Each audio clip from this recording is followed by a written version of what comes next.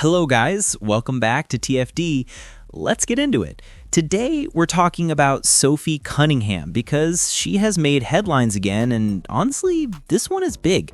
A lot has come out from Sophie regarding the situation with Wnba Commissioner Cathy Engelbert, Napheesa Collier, Caitlin Clark, and of course her own future with the team. Now here's the thing, most people haven't really paid attention to the full scope of what she said. Everyone zoomed in on her remarks about the commissioner, but if you look at everything together, it paints a much bigger picture. Sophie isn't just taking shots at Engelbert. She's raising concerns about where this league is heading and how the players are going to respond. One of the key things she talked about was the possibility of a work stoppage or even a lockout tied to the upcoming CBA negotiations. And let me tell you, when a player is that vocal about what's coming down the line, you've got to take it seriously. Sophie basically echoed what a lot of players are quietly saying. If the pay doesn't increase and if the structure doesn't change, they're prepared not to play. Period. Collectively, that's the mood right now. These women are saying, look, if we're not valued properly, if the money isn't there, then why keep putting our bodies on the line? That's a powerful statement, and it tells you exactly where their mindset is. So this isn't just about Sophie Cunningham's comments, it's about the larger shift happening in the WNBA. And with stars like Caitlin Clark and Napheesa Collier involved in these conversations, you know the ripple effects are going to be massive. Now that the season has wrapped up, everything is starting to come out. We know she went through a serious injury, a blown out MCL, surgery, and now she's been moving around in a brace trying to get back right. But here's the big one. Sophie Cunningham just dropped a bomb. She said, and I quote, "There's a potential lockout. I promise you we aren't going to play until they give us what we deserve." That's kind of where it's headed, unfortunately, which would be the dumbest basketball decision business-wise ever, considering the momentum that the W has. And you know what? She's not wrong. Cunningham absolutely understands the weight of this moment. If the WNBA really does push into a lockout, it would be catastrophic. All of the growth, all of the hype, all of the new fans that came in over the last year and a half, it could vanish overnight. Think about history. Major League Baseball shut it down back in 1994, and the sport was on life support for nearly 5 years. And that's MLB, a league with way more power and legacy than the WNBA has right now. The W doesn't have that luxury. It doesn't take much to lose momentum, especially when you're still fighting to cement your place in the sports landscape. Bottom line, Sophie Cunningham nailed it. If leadership makes the wrong move here, it won't just be a bad decision, it could undo everything the league has built with the new wave of stars and the massive buzz they've been riding. So here's the deal with Sophie Cunningham's future. Right now, Cunningham is heading into the offseason as an unrestricted free agent. According to Chloe Peterson, Sophie is open to listening to other teams' other offers. She said, "My hope is, I've had a great time here. I would like to continue that. I might be blonde, but I can't just not look at other opportunities." That's straight from Sophie herself. But she also doubled down on how much she's enjoyed playing for the Fever. She said, "I love that. I have loved being here, and I don't think that's news to anybody. I've been in the league 7 years. I've never been a part of a team like this." So what does that mean? Pretty simple. Sophie loves the Fever, she'd like to stay, but she's smart enough to keep her options open. Now, this reminds me a lot of Kelsey Mitchell's comments. Remember, Kelsey mentioned her family being involved in her decision-making process. And listen, I've said it for months. I think Kelsey leaves. People got mad at me for saying it, but I've stuck by it. Here's the reality, though. If you're with the Indiana Fever right now, you're basically with America's team. It's like the Dallas Cowboys of women's basketball. And I don't even like the Cowboys, but I'm not stupid. Playing for them opens doors. Endorsements, opportunities, exposure, all of it. If you're Sophie Cunningham, you can go to Chicago or another franchise and maybe get 400,000 viewers a night. Or you can stay in Indy, and when Caitlin Clark is back next season, the Fever are pulling 1.8, 2 million, maybe even 2.5 million every time they're on national TV.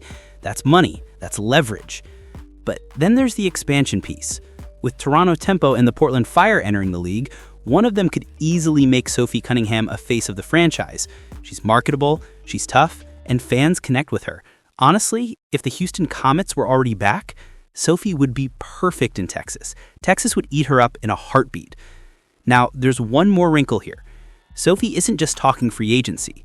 She's also talking leadership. She backed up Napheesa Collier's comments directly, saying, "Not really a fan of our leadership. I think they're failing us as a league, definitely failing us as players. It's pretty shameful. She always makes it about her, Cathy, when it should have nothing to do with her." That's heavy. Sophie didn't hold back, and she's not wrong either. There are people in power who may be great business minds, but they don't know basketball. That's the issue the W is facing. So, where does Sophie Cunningham go from here?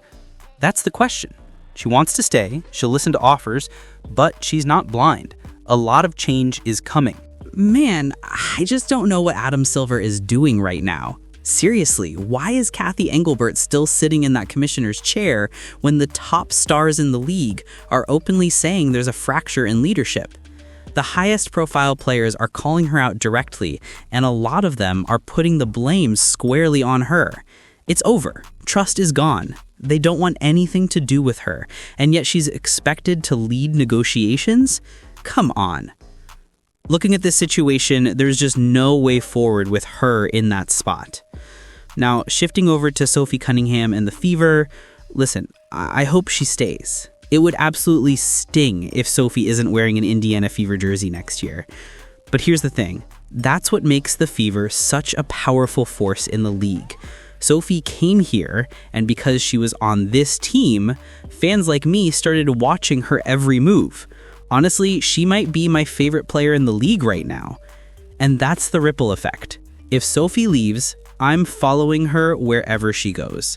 That's how big of an impact joining the Fever had on her visibility. Before she got here, I might have only caught her in a game or two against Indy, but now she's front and center, and I'd tune in no matter what team she's on. Why are you smiling, Jackie? Just kidding, I'm going to be good today. All right, who wants to get us started with some? We'll do it, let's go. A little while ago, Amber said that she's been hearing from people talking about the Fever, that this is the best movie they've watched. Oh, no. Because of everything that happened, and you're in the middle of it. Mm-hmm. I mean, can you see what they were talking about, and how do you feel about a comment about that? Yeah, I think what happened to us this season, you don't see in the span of someone's whole career, yet alone one season. And so for us, I think we're all pretty exhausted, to be honest. It's season just ended, but this season was amazing in so many ways. The love in the locker room, the way the fans embraced us, people from all over the world reaching out to us. It was truly awesome and inspiring, but it was also a season from hell, and hopefully this never happens again, because I think we are exhausted, when it's blow after blow, a whole bunch of other things going on, it's exhausting. And so for us to kind of be able to finally take a deep breath and know no one else is going to get injured is a huge break for us. Sophie, you said after Game 5, I got a lot on my mind. Oh boy. What particularly, in what direction was your mind racing at that juncture? I mean, everywhere. And I'm going to be good today. I am, because I'm just tired of our league. They need to step up and be better. Our leadership from top to bottom needs to be held accountable. I think that there are a lot of people in the position of powers in the Wnba who they might be really great business people, but they don't know shit about basketball, and that's got to change. I said I was going to be good, and I just messed up. But I do. I think everyone's frustrated when NBA players from that side of things are reaching out to us, just like in awe of how terrible it is. Like, that's saying something. That is absolutely saying something when your counterpart is feeling bad for us because of how we're getting treated. I mean, come on. And that's from leadership. That's from, I'll just leave it there. From our leadership, it's just bad. When fans and players, especially players, when we're competing at the highest level and it's like a battlefield out there, when we're agreeing on the court because of how awful the officials are, like that's saying something. Like, listen to us. We're not going to come for your heads, but I think there is room for improvement to change the criteria when the whole league is asking for it. But when the leadership isn't doing anything about it, why? And so I think there's just frustration. The game's not fun to watch because everyone's just trying to kill each other, because that's how you're going to survive, or otherwise you get injured. I don't know. It just sucks. Our game is changing, and yeah, we want it to be physical, but at the same time, like, you still want to watch good basketball, and when they can't get that under control, it's not fun. I want to keep you off your good streak, but you said know anything about basketball. Is there anything to that beyond officiating to you, or is that mostly? Say what? I'm sorry? You said that business people but don't know anything about basketball. Is that a critique beyond officiating, or is that mostly where that? No, I think it's officiating for sure. I think that there's room for improvement there when people are reaching. Why is that a foul, or why is that not upgraded, or why is it not a foul? Well, the criteria says, well, the criteria needs to change clearly, and I think that's kind of where, like, people are in position to change that, but they don't know basketball. Like, yeah, you've been around the game, but you haven't played, and maybe that's on us players that after we're done, maybe we try to move into those positions so we can make the next generation better, so we can improve the game even when we're done. I don't know what that looks like, but I know that definitely needs to change. I think there's so much else, especially when it comes to the CBA, that our leadership on that side is just very poor. Very, very poor. And I think you guys, Napheesa hit it right on the head. I don't think I really need to go into detail, but that's just coming from one player, and that's probably 1% of what she knows, right? So just imagine what the whole league really knows what's going on behind the scenes. Hard pivot, but where are you at health-wise? Do you expect you'll Really be ready? good. Do you think you'll be ready to go at any point this offseason or by the start of the Oh, hell yeah, man. On a real note, I'm feeling really good. I definitely have turned a corner in my rehab. Feeling really good. And honestly, mentally, I'm doing well too. It is exhausting, you just can't do anything physically when the games are going on except for encouraging and motivating and feeding confidence into your team. I'm just so proud of us for the continued fight. Honestly, the rehab room has been pretty fun because it's packed in there. So I'm glad I don't have to do that alone. But I'll be able to, really kind of get going in January. So it could have been a lot worse. So I'm thankful that it was just my MCL. But my rehab, I just had my doctor's appointment. I'm progressing quite quickly. And so I'm really happy about that. But I'm so bad at being patient, so I'm ready to kind of get going. Yeah. Kind of when it comes to getting going, you posted after Game 5. I knew you were going to say that.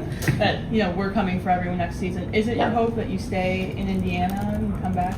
I have loved being here, and I don't think that's news to anybody. I think that just being back in the Midwest and being around girls who you truly do love, like, I've been in the league for 7 years and I've never been a part of a team like this. And so when you've been through this type of season together, when you're invested in each other's lives outside of basketball, of course you want to come back.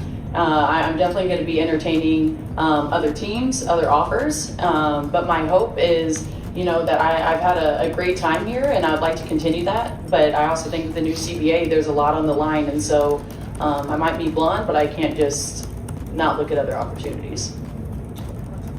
Not to pivot back, if you don't mind. It's totally fine. Kind of on the note of the CBA, how much are you aware of where things stand with talks, and kind of what's your kind of impression of where things stand now? And then I can follow up. Yeah, we have a big call this afternoon, and I think that's going to give all of us players a much needed update. I have kind of just been locked in on getting healthy, to be honest, and making sure our team is where they need it to be. And so I've kind of pushed that off to the side. I think a lot of us have kind of at this point of season. But now the season's done, it's time to lock in on that. And I do know that the league came back and really gave us nothing. And so, there's a potential lockout, because I promise you that we are not going to play until they give us what we deserve. And that's kind of where it's headed, unfortunately, which would be the dumbest basketball decision business-wise ever, considering the momentum the W has right now. Is that a call just with all players, or? Yeah. Okay. Kind of second question. Saul you comment specifically on the allegations what Cathy said about Caitlin. Yeah. Did you know if you wanted to expand on that or? I think it was pretty self-explanatory. Not really a fan of our leadership in the W. I just think they're failing us as a league, definitely failing us as players. And, you know, everything Napheesa said, we all feel that way, and we're all going to back her. And I think it's pretty strong coming from her. I think a lot of us have been saying that, but when it comes from someone to that caliber of a player, that we're being serious. And so my comment on that, I think it's pretty shameful that she always makes it about her, Cathy, when it should have nothing to do with her. Can I get my mic back? Thank you.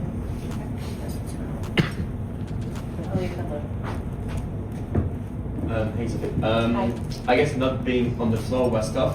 What did you enjoy the most about being in the sideline with the coaches, Joey, everything? Yeah, like sideline when I was hurt. Yeah. Oh, you know, we had a great time over there. I think that we caused some ruckus over there, which was needed at times, probably not needed the majority of the time. But, you know, I think that's what makes this team so fun is that regardless of what we're going through, if it's injury, if it's personal stuff, that we always are just there for the betterment of the team. And I know you guys have heard us say multiple times, it's standard over feeling, it's we over me. But that's what's made it so fun is because we truly all kind of went 2 feet in with that. And, you know, sometimes that's what you need. You know, when you're having a bad day of rehab or you got stuff going on, you just need your teammates to kind of lift you up. And so that's kind of what the bench mob was all about. We had a lot of fun. Of course, all of us hate being injured. Like, it just sucks being able to not do anything to help the team. But, you know, how freaking awesome that we got to be front row seats to watching girls that maybe no one knew about coming from overseas, picking up players that took on 5 Olympians, took them over, took them into overtime, and you know, maybe some calls went the other way, we could be in the finals right now. And so I'm just so proud of our team. It was a hell of a season, and it was quite fun being on the sideline, even though I gave the doctors a heart attack pretty much every time I jumped up and was cheering. So it was good. Anything from you, Lou? Good then? Okay. Anything else? I'll go to John. Last one. Yeah, just basketball as you finished with the highest 3-point shooting percentage of your career. And I know it's kind of up and down along the way, but just how did you feel like you evolved over the course of this season? Yeah, you know, I think my story this season is, you know, coming into training camp, I was in the best shape I've ever been in. I was shooting the shit out of it, training, to be honest, and then preseason game when I hurt my ankle, that kind of set me back a little bit. And when I really looked at it, and I was actually talking to the docs about this the other day, like, it really kind of, even when I was playing, it took me a little bit to feel like myself. You know, that ankle injury, you can come back fast from it, but it takes a while to kind of get back in your groove. And so I definitely think that when I came back, I wasn't myself yet, but when I really was healthy this season, I think I played pretty well, and I did what I was supposed to do. You know, I'm a shooter, and so when you have people around you who are going to get you the ball when you're open and all you have to do is make your shot, I think it was pretty fun, to be honest. But then it got injured, and so my mindset truly is to get healthy. And this off season is going to be probably one of my best ones. I'm just so excited. I'm so motivated. I had a hell of a time when I was out on the court playing with these girls, and so I really don't know truly what the future holds. I don't know if I'm going to be back here, but I do know that my time here so far was pretty fun. So, Thank you, Sophie. thanks, guys. That was pretty good, huh? Thank you.